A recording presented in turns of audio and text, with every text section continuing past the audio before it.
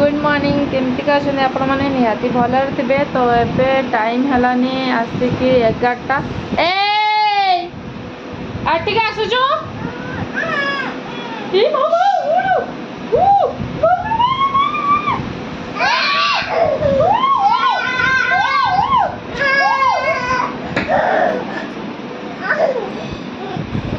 बाहर उदा हो बाहर उदा हो तो आपण मैंने देखिए डेकोरेशन होनी पछ आड़े कहीं बेसी बेलून आनीने मतलब डेकोरेशन करते भल लगुनि कहीं खाली लोक मान खाई मन शांति डेकोरेशन कर पैसा खर्च कर पैसा मतलब देदेने लोक मान से खुशी तो से भाया कथा। तो डेकोरेशन भी मुझे भलसे भी करनी वर्ष आर वर्ष भलसे करी